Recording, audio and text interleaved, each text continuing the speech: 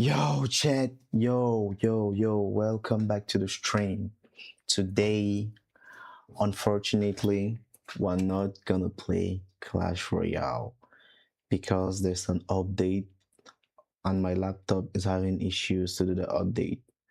So, today, we're gonna watch some Clash Royale videos to learn placements, better decks, and how to play more efficiently so that we'll be able to rank up and stack up the trophies. Without further ado, let's go into it. So, okay, let's check Clash Royale, Clash Royale, cards, placement. Okay, first video, let's watch it. So, card placement. Which video should we watch? 10 months ago, 1 year ago, 11 months.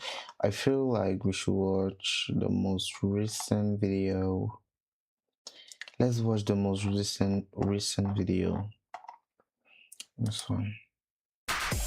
Let's just watch the most recent video. One of the unspoken rules in Clash Royale is that a miner first play has to be on the outer tower corner, which might sound stupid because it makes it very easy to catch. However, in reality, this is the correct play as a good player will not want to risk an early king tower activation. Typically, throughout the match, you are expected to always mix up the position of your miner. This is kind of like playing mind games on your enemy to make sure you secure a couple of hits every now and then. But some positions serve other purposes besides mind games. Like a miner played in front of the tower will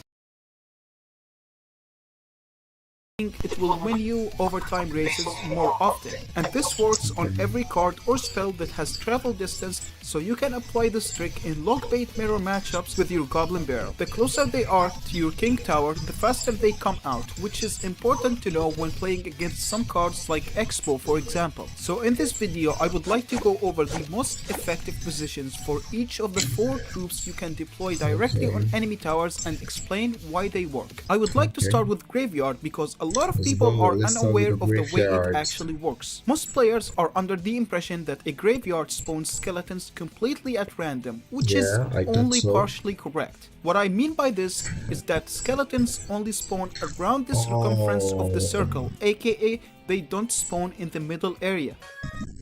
Really, chat? Did you guys know about that? I didn't know about that.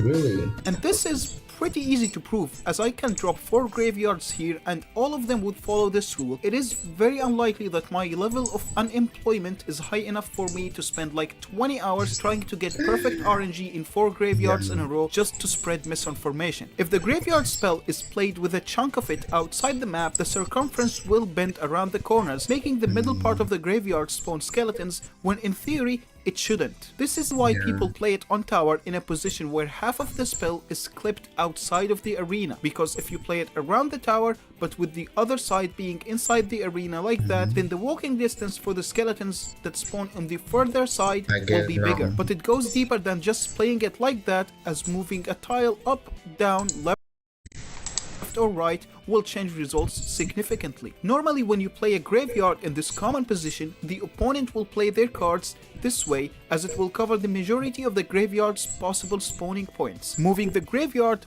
1 tile towards the middle of the arena makes the odds of the skeletons spawning on the opposite side of the tower slightly higher, because the graveyard spawning radius goes beyond just 1 tile around the circumference of the spell. This position makes it more effective against melee counters like Valkyrie, because they can't reach the opposite side, so the opponent will need to either play a spell or another troop on them. If you are running a splashy tank like Baby Dragon, then moving the graveyard 1 tile below will reduce the skeletons spawned behind the tower, which will make tank counters more likely to walk in front, making splashing the tower a lot easier. But if you're using a non-splash card to tank, it's probably a better idea to go for a high position instead, to make it more likely for their cards to walk away from the tower instead of defend it. Against ranged cards like archers, This position is worse because they can hit all the sides, so it's better to have the graveyard circle arc right on the tower so the skeletons would spawn right on it and sneak a few more hits. Against poison, this same logic applies. Since all the skeletons are gonna die anyway,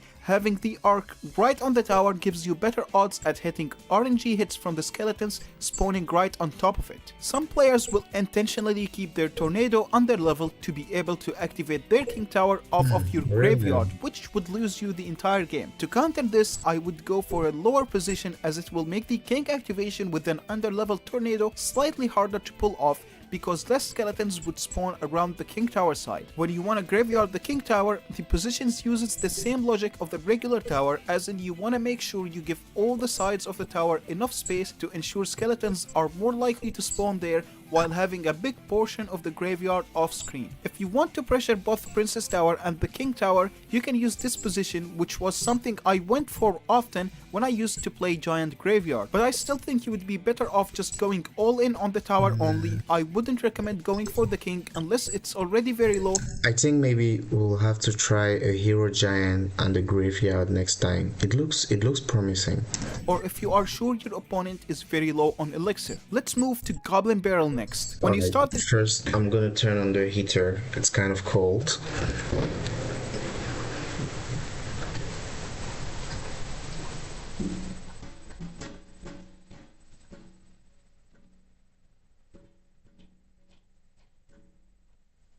All right, let's get back to the. Let's go.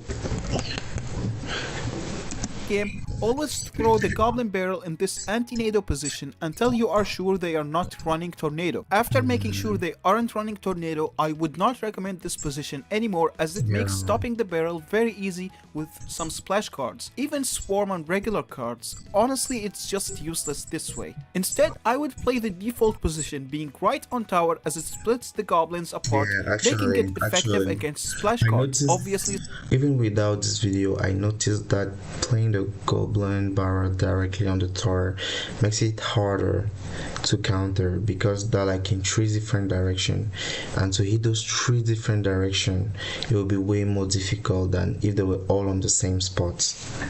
Some splash cards like Bowler can stop the default barrel position, but only a small amount of splash cards can manage to stop it, so go for it if they don't have these cards. The default position is only slightly more effective against Swarm cards as they can block 2 goblins, leaving the third one to deal damage. Some tower troops makes this absolutely useless because the cannoneer will just like one-tap the third goblin. Also, placing Swarm cards early can fully counter a default barrel position with most of the Swarm cards. One of the main tricks pro players use is quick Evo skeletons plant in the back so that the extra skeletons will reach the 2 upper goblins in time. To counter these strategies, you need to start using side barrels, which can get you a ton of damage if they don't catch it. And side barrels aren't only useful against troops because Barbarian Barrel covers less space than Log, so it ends up missing one of the goblins. Front positions are also very useful against Swarm cards because it allows you to protect your barrel with a log. That pre-log, even if they see it coming, would stop them from using evolved skeletons to counter your Goblin Barrel. But in some situations, front positions can be a horrible idea, especially if you have cards tanking, as one troop would stop both of them. In this situation, I would go for a back position because them missing will keep their troops stuck on your knight while you got Vibe Coding 101 Part. I see. So basically, when playing the Goblin Barrel, you have to adapt to whatever the opponent throws at you. 3. Stop typing your prompts. Seriously. You're prompting cursor over 100 times a day. goblins go ham. I see. The back position is also a must-use if you want to go princess in the back, as logging the barrel will cause their log to not get on your princess. Realistically, even a regular position is far enough to allow your princess to be far away from their log range, but the problem with this is that they can log the 2 front goblins and block the third one with some spirit. Another popular backside position is this tricky anti-log position, which can trip some players off. Good players will typically see it, but if you play it one tile higher, their log wouldn't reach a dart goblin if you had one. There is also another good secret mix-up by playing a back corner position that allows you to juke timing and position at the same time. If you notice here, in slow motion, the goblins spawn as a triangle, but one of them gets pushed slowly after. If they log or bar barrel before the push happens, it will fully counter it. But if they get the timing wrong, the goblin that got pushed will survive and will threaten more damage if left ignored. Top players go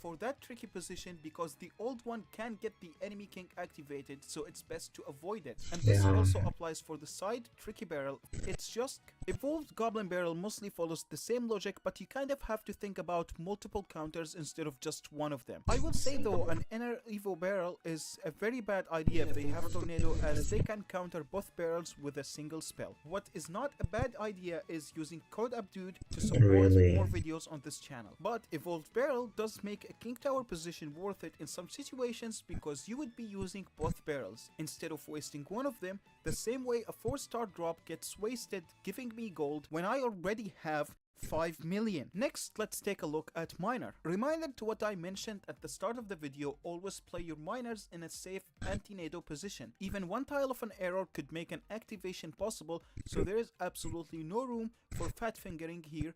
Go hit the gem. After verifying the lack of tornado, the most optimal position is the one that your opponent will not guess. It's important to keep switching positions in an unpredictable way, never let them know your next move. I would however be cautious of playing him around the king tower side, as a snowball might push him off close for an activation. And there is this forbidden tile that gets both towers targeting him, which is not really ideal. You can use it if you want to double lane pressure, as it will tank for both sides, or if you want to get that one last hit, as most people will not see that coming. I would say though, mind games alone are not enough. I would learn what each tile is ideally used for. Playing a miner in the back is the most ideal place when paired with bats, because a lot of the spells would not be able to hit them both at the same time. And this makes a ton of difference against cards like delivery, as they have very high damage output and the recruit will have to waste time walking backwards. If the opponent has a building, I would look into playing the miner on an outer back tile, because if you played him on an inner front tile, they will get extra value having their cannon in a good position while also using it to take down the miner. The one time you want to play him on the building side is when accompanied by something like a balloon, as a couple of miner hits will allow your balloon to one-shot certain buildings. This middle position is also very helpful at predicting ranged troops, as it covers up a bigger area than playing him closer to the wall. Sure, it might be risky, but if you pull it off, it's potentially a game-winning play most of the time. Before ending with miner, there is this one stupid play people do when they want to kill a princess by playing a miner behind her for some reason. Instead, you should play him on the bridge, as it makes blocking him impossible because the enemy can't play cards on the bridge. Finally, let's take a look at Goblin Drill. This card has less positions to kinda consider. The main one is in front of the tower, as the goblin spawned from the drill would spawn directly on the tower. And on top of that, any splash tank they use to counter your drill will make your bomber or demolisher get free splash hits on their tower. Playing it on the other position, like behind the tower, your goblins will spawn very far away and would need to circle around the drill to get on tower. And it would give them more time to react to troops you play on the bridge to pressure with your drill. But in some situations, it might still be worth doing that to catch terrible predictive plays and screw them up entirely. This side position can counter plays like regular knight, as the goblin will spawn on the opposite end of the building, so they can't really reach it, and it would force an extra response. But keep in mind, this trick does not work on splash attackers like Dark Prince, because his attack will kill the goblins behind the building anyway. Being a building that can be placed anywhere gives it some unique plays, like pulling some win condition and making them walk backwards. It might be really hard and sometimes even requires some predictions, but if you caught something like a bridge goblin style graveyard, their push is essentially gone. And Evolved Drill can waste time even more effectively, given that it gradually goes from the front of the tower to the back of the tower, so it will keep their win condition stuck for eternity. One thing I noticed with Evo Drill, that the players tend to always log the first drill because it's harder to stop with no damage. You could maybe try to play it starting from the back position, as it's less likely to hit, but either way, it's not like they can't hold off their log for the front one. This video kind of like took too long to make, except for that drill part. That was like, I don't know, it's like Goblin Drill does not have enough depth. I feel like it's the least skillful cycle deck of all time. Do you agree with this, my dudes? That video was amazing. It was so instructive. But chat, okay, for today, I will not be able to stream any longer for today. I can't say why, but for today I won't be able to stream any longer. See you next time.